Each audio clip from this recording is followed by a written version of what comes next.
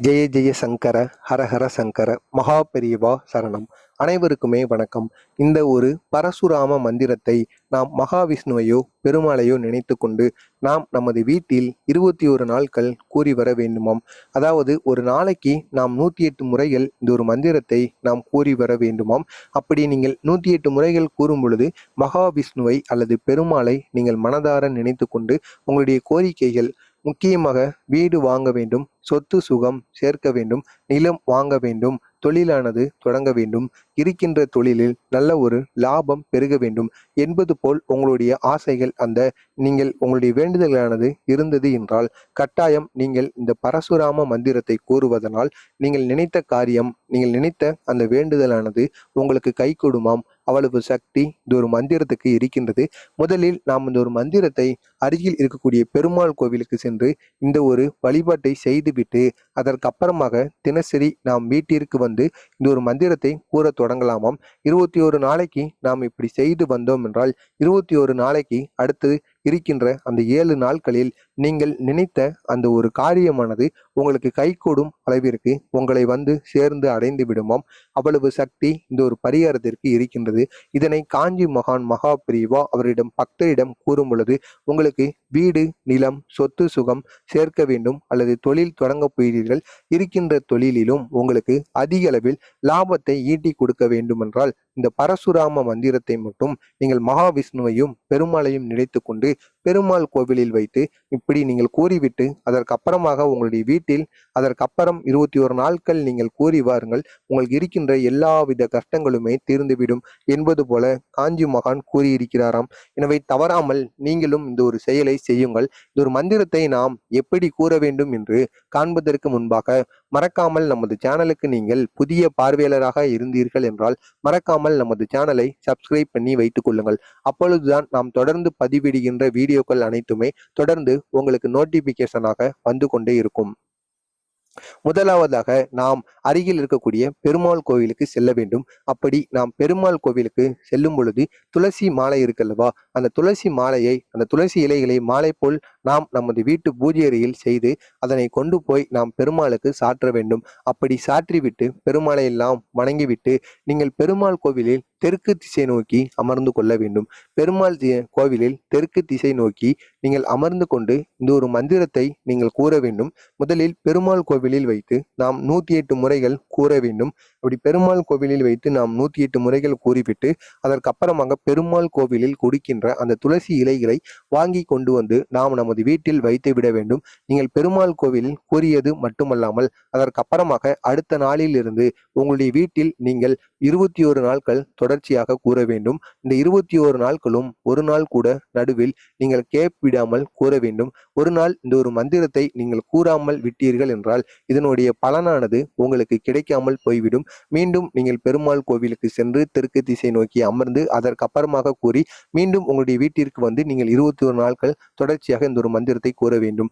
இப்படி நீங்கள் 21 நாட்கள் கூற வேண்டும். உங்களுடைய வீட்டிற்கு வந்து நீங்கள் பூஜை அறையை பார்த்து அமர்ந்து கொண்டு இந்த ஒரு மந்திரத்தை கூறலாம். இதனால் எந்த ஒரு தவறுமே கிடையாது. இருந்தாலும் நாம் முதலாக இந்த ஒரு மந்திரத்தை கூற தொடங்கும் பொழுது நாம் பெருமாள் கோவிலில் தெற்கு திசை நோக்கி தான் அமர்ந்து கொள்ள வேண்டும். இந்த ஒரு மந்திரத்தை உங்களுடைய வீட்டில் வைத்து வீட்டு பூஜை அறையில் குத்து விளக்கில் ஒரு விளக்கை ஏற்றிக் கொள்ளுங்கள். ஏற்றிவிட்டு அதற்கு அப்புறமாக நீங்கள் மகாவிஷ்ணுவையோ அல்லது பெருமாளையோ நீங்கள் நினைத்துக் கொள்ளலாம். இவர்கள் இருவரில் யாரை வேண்டுமோ உங்களுடைய வீட்டில் யாருடைய உருவக புகைப்படம் இருக்கிறதோ அவர்களுடைய புகைப்படத்தை நீங்கள் எடுத்துக்கொள்ளுங்கள். எடுத்துக்கொண்டு பெருமாளையோ மகாவிஷ்ணுவையோ மனதார நினைத்து கொண்டு அதற்கப்புறமாக இந்த ஒரு மந்திரத்தை நீங்கள் கூற வேண்டும். நீங்கள் ஒரே ஒரு நெய் தீபமோ அல்லது நல்லெண்ணெய் தீபமோ இந்த பெருமாளுடைய படத்திற்கு முன்பு நீங்கள் வைத்து ஏற்றி கொள்ள வேண்டும். ஏற்றிவிட்டு தினசரி, அதாவது 21 நாட்கள் இந்த ஒரு மந்திரத்தை நீங்கள் கூற போகிறீர்கள் அல்லவா, அதனால் 21 நாட்களும் நீங்கள் தினசரி துளசி இலைகள் புதியதாக எப்பொழுது இந்த ஒரு மந்திரத்தை கூற போகிறீர்களோ அதற்கு முன்பு நீங்கள் துளசி இலைகளை பெருமாளுக்கு சாற்றி விட்டு அதற்கப்புறமாக இந்த ஒரு மந்திரத்தை நீங்கள் கூற தொடங்கினீர்கள் என்றால் அதிக அளவில் பெருமாளின் ஆசீர்வாதம் உங்களுக்கு கிடைக்கும். நீங்கள் துளசி இலைகளை அவருக்கு சாற்றுவதனால் பெருமாளின் மனதும் குளிர்ச்சி அடைந்து விடுமாம்.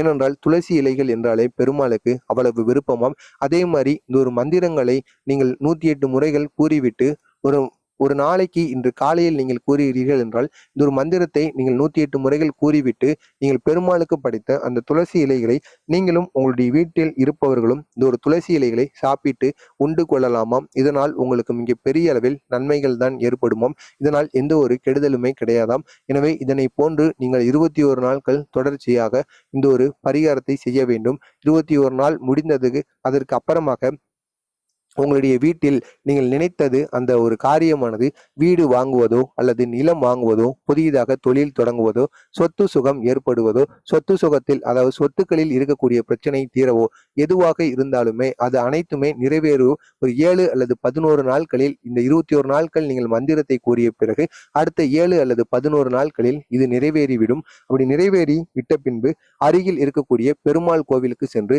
நீங்கள் துளசி இலைகளையும் பெருமாளுக்கு பிடித்த பொருட்களை நீங்கள் நைவேத்தியமாகவும் வாங்கி வைத்து வழிபட்டு வர வேண்டும். கண்டிப்பாக இதனை மட்டும் நீங்கள் செய்யுங்கள். நீங்கள் நினைத்தது எதுவாக இருந்தாலும் நடக்கும். அப்படி நாம் 108 முறைகள் கூற வேண்டிய அந்த பெருமாள் அந்த பரசுராம மந்திரத்தும் அந்த ஒரு மந்திரம் இதுதான். இந்த ஒரு மந்திரத்தை நீங்கள் பேப்பரிலோ அல்லது ஸ்கிரீன்ஷாட்டோ மொபைலில் எடுத்து வைத்துக் கொள்ளுங்கள். இதை நீங்கள் பார்த்தும் கூறலாம், பார்க்காமலும் கூறலாம். பார்த்து கூறினால் எந்த ஒரு தவறுமே கிடையாது.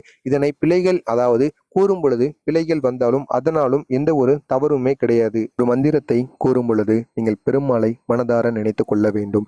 ஓம் ராம் ராம் ஓம் ராம் ராம் ஓம் பரசுகஸ்தாய நமக. இதுதான் அந்த ஒரு மந்திரம். இதைத்தான் நாம் முழு மனதுடன் கூற வேண்டும். இதை பெருமாளை நினைத்து கொண்டு இந்த ஒரு மந்திரத்தை நாம் கூறி வந்தோம் என்றால் நம்மளுடைய கஷ்டங்கள் நம்மளுடைய பிரச்சனைகள் எல்லாமே தீர்ந்து நாம் நினைத்த வேலைகளும் சொத்து சுகமும் நினைத்த வீடு நிலம் அனைத்துமே வாங்குகின்ற யோகமானது நமக்கு கிடைக்குமாம். அவ்வளவு சக்தி இந்த ஒரு மந்திர வழிபாட்டுக்கு இருக்கின்றதாம். எனவே நீங்கள் எப்பொழுது வேண்டுமானாலும் இந்த ஒரு மந்திரத்தை நீங்கள் கூறத் தொடங்கலாம்.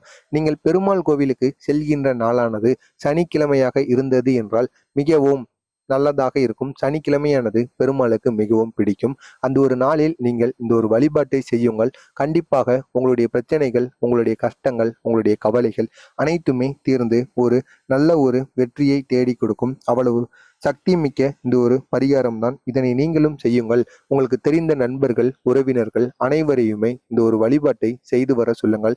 எனவே 21 நாட்கள் நீங்கள் செய்துவிட்டு பெருமாளுக்கு துளசி இலைகளை படைத்துவிட்டு அதற்கு அப்புறமாக பெருமாள் கோவிலுக்கு சென்று ஒரே ஒரு தீபத்தையும் நீங்கள் ஏற்றி வாருங்கள். கட்டாயம் உங்களுக்கு மிக பெரிய அளவில் நன்மைகளானது நடக்கும். இது காஞ்சி மகான் கூறிய ஒரு எளிய பரிகார முறை. எனவே நீங்களும் இதனை செய்யுங்கள். மறக்காமல் நமது சேனலுக்கு நீங்கள் புதிய பார்வையாளராக இருந்தீர்கள் என்றால் மறக்காமல் நமது சேனலை சப்ஸ்கிரைப் பண்ணி வைத்துக் கொள்ளுங்கள்.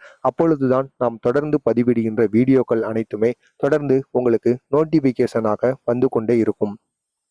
இதை நீங்கள் மட்டும் செய்து வாழ்க்கையில் பயன்பெறாமல் உங்களுக்கு தெரிந்த நண்பர்கள், உறவினர்கள் அனைவருக்குமே இந்த ஒரு வீடியோவை ஷேர் செய்து அவர்களையும் இதனை செய்து வர சொல்லுங்கள். ஏதோ உங்களால் முடிந்த ஒரு சிறிய உதவியாக அவர்களுக்கு இருக்கட்டும். ஜெய ஜெய சங்கர, ஹரஹர சங்கர, மகா பெரியவா சரணம். அனைவருக்குமே நன்றி. நல்லதே நினையுங்கள்.